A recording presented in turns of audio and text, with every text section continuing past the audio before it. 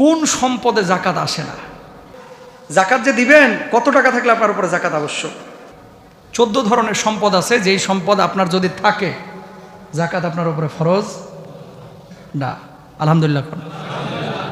জাকাত দিলে সম্পদ বাড়ে, আবার যদি জাকাত আপনার উপরে আবশ্যক না হয় দেওয়াটা জরুরি না। আল্লাহ কিন্তু কারো উপরে কোনো বিধান চাপায় দেয় নাই।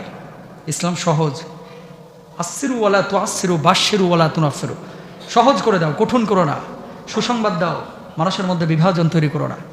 যেই 14 প্রকারের সম্পদের উপরে আসলে জাকাত আসে না, সেই সম্পদগুলো আমরা আপনাদেরকে জানাচ্ছি। 1 নাম্বার, ব্যবহার্য জমি। এই জমির উপরে জাকাত আসে না। যেই জমির উপরে আপনি থাকতেছেন, এই জমির উপরে কি নাই? কথা বলতে হবে, এই জমির উপরে কি নাই? বুঝেন? এরপরে কিন্তু এটা আর বোঝানোর তরিকা নাই, খুব সহজভাবে বলে দিচ্ছি। 2 নাম্বার, দোকান, কারখানা, গুদাম, এগুলোর উপরে জাকাত নাই, এবং আসবাবপত্র। 3 নাম্বার, বসবাসের ঘরবাড়ি। 1 বছরের কম বয়সী গবাদি পশুর উপরে জাকাত নাই। 4 নাম্বার। 5 নাম্বার, ব্যবহারের পোশাক, কোট, জুব্বা। ওই তো বাংলাদেশে অনেক সেলিব্রিটি আছে, কোট কত? আমার কোটের দাম 50 লাখ। আছে না নাই? ঘড়ির দাম কত? আমার ঘড়ির দাম 52 লাখ, দুবাই থেকে নিচ্ছি। আর ক্যালকালায় হাসে আর কি। কথা বুঝেন নাই? তোরা বলছে কে 50 লাখ টাকার কোট? চাপা মারা, জায়গা পাস না। এগুলো বুঝি। এই সমস্ত চাপাবাজি যতই করেন না কেন, এই কোটের দাম যতই হোক, এটার উপরে কি নাই? জাকাত নাই। তারপরে অধ্যয়নের বই, এমন কিছু কিতাবাদি কিনেছেন যে কিতাবাদি মিশর থেকে আনছেন, দাম পড়ছে 3 লাখ, এটার উপরে কোনো কি নাই? জাকাত নাই। গৃহস্থলের জিনিসপত্র এবং অফিসের জিনিসপত্র। এখন তো ইন্টেরিয়র ডিজাইন করেন আপনারা, অনেকে কাপ, পিরিচ, ওই যে প্লেট, এগুলো নিয়ে সুন্দর করে সাজায় গুছায় রাখেন, যত দামি হোক, এগুলোর কি নাই? জাকাত নাই। তারপরে 8 নম্বর হচ্ছে গৃহপালিত হাঁস, মুরগি এবং পাখি, যেগুলো বাড়ির মধ্যে লালন পালন করেন, এগুলোর উপরে জাকাত নাই। ব্যবসা বাণিজ্যের হলো ভিন্ন কথা। 9 নম্বর, চলাচলের জন্তু এবং গাড়ি। ঘোড়া কিনছেন 5টা ঘোড়া দিয়ে আপনি চলাফেরা করেন, ঘোড়ার উপরে জাকাত নাই। আর গাড়ি, যেই গাড়ি দিয়ে চলাফেরা করছেন, এটার উপরে জাকাত নাই। ব্যবসার জন্য কিনলে জাকাত আছে। 10 নম্বর, যুদ্ধাস্ত্র এবং সরঞ্জাম। 11 নম্বর, নিসাব পূর্ণ হয়নি জাকাতযোগ্য সম্পদ। কালকে 5 লাখ কামাইছেন, এই 5 লাখে এই বছর কিন্তু জাকাত ফরজ না। এই 5 লাখ যদি 1 বছর থাকে, আগামী বছর এটার উপর কি হবে? জাকাত ফরজ। বুঝেন? তার মানে আগামীকাল যদি 5 লাখ কামায় ফেলান, এটার উপর কি নাই? জাকাত নাই। আচ্ছা, তারপরে ব্যবসায়ের জন্য নয় এমন পুকুরের মাছ। এমন পুকুর কিনছেন, এবং যে পুকুরের মধ্যে মাছ আছে নেশাব পরিমাণ, কিন্তু ব্যবসার জন্য কিনেন নাই, খাওয়ার জন্য কিনেছেন, এটার উপরে জাকাত আসবে না। সরকারি সম্পত্তি, মালিক, জনগণ, গরিব, ধনী সবাই, এই সরকারি সম্পত্তির উপরে জাকাত নাই।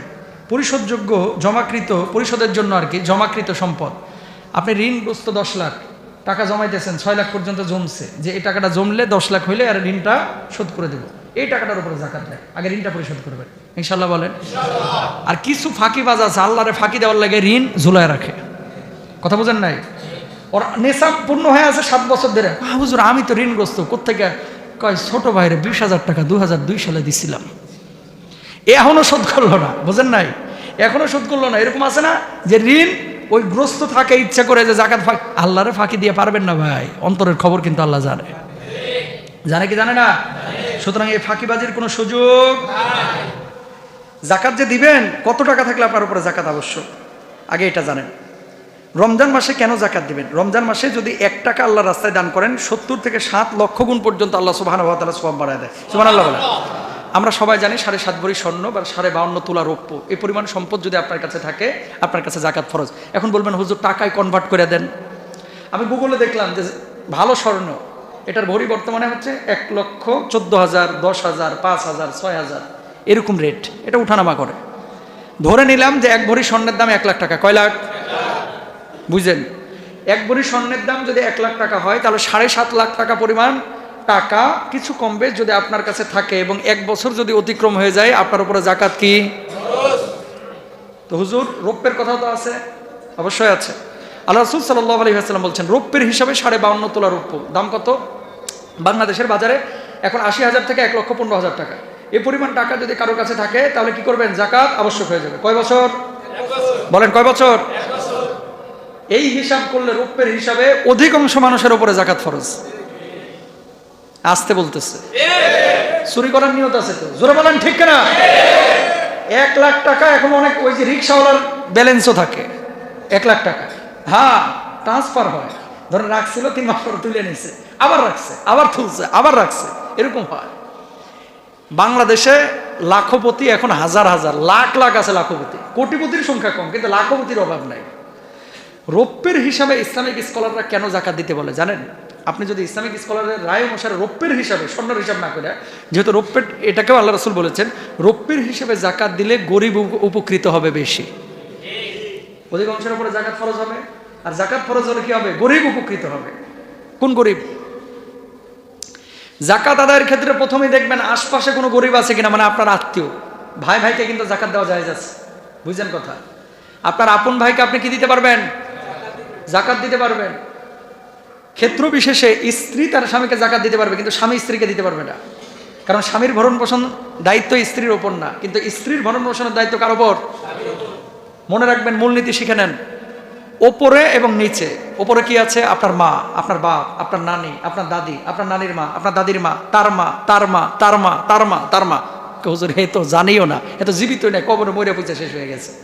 মানে আপনার নানি, আপনার নানির মা, আপনার দাদা, দাদার বাপ, দাদার মা, ওপরের দিকে এবং নিচের দিকে আপনার ছেলে, তার ছেলে, তার ছেলে, এই নিচের দিকে, এগুলোর জাকাত দেওয়া যাবে, কিন্তু আপন ভাইকে দেওয়া যাবে, বোনকে দেওয়া যাবে। জাকাত যদি আপনার উপরে ফরজ হয়, প্রথমেই খেয়াল করবেন, খেয়াল করেন, প্রথমেই খেয়াল করবেন জাকাত যদি আপনার উপরে ফরজ হয় যে নিজ আত্মীয় স্বজনের মধ্যে গরিব আছে কিনা। গরিব আত্মীয়দের মধ্যে আবার দুইটা শ্রেণী আছে। এক শ্রেণীর মানুষ হচ্ছে সুযোগ পাইলে আপনারা কোপ দেবে, কেমন? কারণে অকারণে খালি দেখবেন টাকা ধার চায়, আছে না নাই? কিছু লোক আছে, এদের পেশা এটা, স্বভাব এটা। যখনই দেখবেন যে আপনার পকেটে কিছু বান্ডিল টান্ডিল আছে, টাকা পয়সা আছে, ভাই 10,000 টাকা দেয় না দোস্ত, এরকম করে। আর কিছু আত্মীয় স্বজন আছে এতই গরিব, ব্যক্তিত্ব সম্পন্ন, খুব প্রভাব প্রতিপত্তি ছিল, এখন নাই, নীরবে ছেলে নিয়ে কাঁদে, মেয়ে নিয়ে কাঁদে, রাতের অন্ধকারে কাঁদে, মুখ ফসকে বলতে পারে না, মুখ ফুটে বলতে পারে না।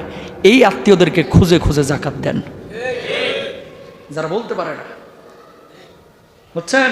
যারা বলতে পারে না, এরকম কিছু আত্মীয় আছে না? নাই আছে, এদেরকে জাকাত দিবেন ইনশাল্লাহ। বলেন কত টাকা তাহলে পাইলেন? হ্যাঁ, 7.5 লক্ষ টাকা থেকে 8 লক্ষ স্বর্ণের হিসাবে, আর রৌপ্যের হিসাবে 80,000 থেকে 1,20,000 টাকা। তবে আমরা 80,000 থেকে 1,20,000 টাকার পক্ষে। কেন? তাহলে গরিব মানুষ বেশি বেশি উপকার পাবে ইনশাল্লাহ। বলেন অনেক মানুষ বলে হুজুর আমার তো কোনো অ্যাসেট নাই, এডি আমার আছে, তো রাখছেন কেন? এটা ব্যবসায় লাগান। খেয়াল করেন, অনেক মানুষ আছে 50 লাখ ব্যাংকে জমায়ে থুয়ে দেয়, এর উপরে জাকাত ফরজ। হুজুর আর তো কোনো টাকা নাই, এটা থেকে মাখন তুলি আর খায়, মানে ইন্টারেস্ট তুলে, সুদ খায়, ইন্টারেস্ট, নাউজুবিল্লাহ, জোরে বলেন না, এটা তুলে খায়। আল্লাহ তো এই জন্যই বলছে তুই রাখিস না, তাহলে কি করবে? টাকাটাকে ছড়া, ইনভেস্ট কর ব্যবসা বাণিজ্যে। আপনি যখন এই 50 লাখ টাকা এই সাভারে, এই উত্তরায় ইনভেস্ট করবেন, সেটা দোকানে হোক, মাঠে হোক, পথে হোক, ঘাটে হোক, ব্যবসা মানেই ওখানে লোক খাটবেই, 2-5 জনের কর্মসংস্থান তৈরি হবেই। কথা বুঝতে পেরেছেন? আজকের সমাজ ব্যবস্থায় খেয়াল করেন, যেটা ধনী এটা আঙ্গুল ফুলে কলা গাছ হয়, আর যেটা গরিব ওটা আরো মরে, কথা কয় না। যেটা ধনী ওটা খালি কি হচ্ছে? ধনী হচ্ছে, আর যেটা গরিব ও হোমিওর ফোটাও পাচ্ছে না। কেন পাচ্ছে না? এই সুদভিত্তিক সমাজ ব্যবস্থার কারণে। অথচ ইসলাম নিজ মায়ের সাথে জেনার চাইতে নিকৃষ্ট গুণ বলেছে সুদকে, নাউজুবিল্লাহ বলেন। ইসলামে কেন জাকাত দিছে জানেন আপনারা? জাকাতটা কেন দিছে? মূলত ধনী গরিবের অর্থনৈতিক সমতা রক্ষার জন্য। জাকাত ভিত্তিক সমাজ ব্যবস্থা থাকলে এলাকার মধ্যে কেউ না খায় থাকতো না, কোনো গরিব না খায় থাকতো না, বুঝছেন? বেকার কোনো যুবক ঘোরাফেরা করতো না। একটা জরিপ দেখলাম বাংলাদেশে, যদি প্রপার ওয়েতে জাকাত আদায় করা যায় 5,000 কোটি টাকার বেশি জাকাত আদায় করা যাবে কোটিপতিদের কাছ থেকে, লাখপতিদের কাছ থেকে। 5,000 কোটি টাকা যদি জাকাত তুলিয়া বেকার যুবকদের মধ্যে কর্মসংস্থান 20,000, 22,000, 30,000, 25,000 টাকা করে দিয়া, কারো ফ্ল্যাক্সের দোকান, কারো কম্পিউটারের দোকান, কারো রিক্সা, কারো ভ্যান, কোনো মহিলার সেলাই মেশিন, আরেকজনের ছাগল, বকরি আছে না, গরু, এগুলো যদি দেওয়া হয় কর্মসংস্থান হবে কি হবে না বলেন? এইগুলো দিবে না, এই জায়গাটায় চোখে টিনের চশমা লাগাবে, দিবে কি? চক বাজারে শাড়ি আর লুঙ্গি, কথা কয় না, দিবে কি? এমন শাড়ি আর লুঙ্গি কয়দিন পরে মশারি হিসাবেও ব্যবহার করা যায় না। যে লুঙ্গি না মশারি হিসাবে ব্যবহার করবো, তাও ব্যবহার করা যায় না। দরকার নাই তোরে ভাই, জাকাতের কিছু দাবি আছে। আচ্ছা মানলাম আপনারা 7 ভাই, 7 ভাইয়ের উপরে জাকাত ফরজ। ওই এক চাষিরে ধরে নিয়ে এসে 7টা শাড়ি দিচ্ছেন, বুঝছেন কথা? এই 7 শাড়ি যদি 70 বছরে হারে দেন, এই জীবনের উন্নয়ন ঘটবে নি। ওই চাষি যা দেখেন গাই শাড়ি আলমিরায় তুলে থুয়ে দিছে, মুরব্বী মানুষে শাড়ি দিয়ে কী করবে? তাহলে কি করবেন? কিছু টাকা দেন, ওর যেটা প্রয়োজন সেটাও কিনে নেবে, সেটা 200 হোক, সেটা 500 হোক। পেটে ক্ষুধা আর হেরা লুঙ্গি বাঁধিয়ে থুয়ে দিলেন আপনি, এর খাবার পায় না সকাল থেকে, হেরা আপনি শাড়ি দিয়ে থুয়ে দিলেন। হ্যাঁ কইবে তোর শাড়ি তোর মুখেই থাকুক। বুঝেন নাই কথা? রাত্রে ঘুমাইতে পারে না, চৌকি নাই, সার পোকার কামড়ে মনে করেন হ্যাঁ শরীরের গোস্ত উড়ায় নিয়ে যাইতেছে। এর এখন একটা খাট দেওয়া দরকার, আপনি খাট না দিয়ে হ্যাঁ শাড়ি দিলেন। কই বাপুরে শাড়ি আমি কি করব? তো যারে দিবেন আগে বুঝেন যে এর আসলে দরকারটা কি। ঢালাভাবে নিয়ে যে আপনি শাড়ি লুঙ্গি দরকার কি? গ্রামগঞ্জে হ্যাঁ আপনি দিচ্ছেন, এলাকায় আপনার হক আছে অবশ্যই। আপনি 2 লাখ টাকা শাড়ি লুঙ্গি কিনছেন, এই 2 লাখ টাকা দিয়ে গ্রামের অন্তত 20টা পোলার কর্মসংস্থান চালু করা যায়, ঠিক কিনা ভাই? বুঝছেন? এগুলা খেয়াল করার চেষ্টা করবেন ইনশাল্লাহ। বলেন তাহলে কত টাকায় যাকাত ফরজ? এটা আপনারা পাইলেন। উট যদি 5টা থাকে কমপক্ষে, গরু যদি 30টা থাকে কমপক্ষে, ছাগল যদি 40টা থাকে, তাহলে যাকাত আপনার উপর আবশ্যক। এটা হচ্ছে যাকাতের কতটুকু নেসাব, এটা আমরা পাইলাম ইনশাল্লাহ।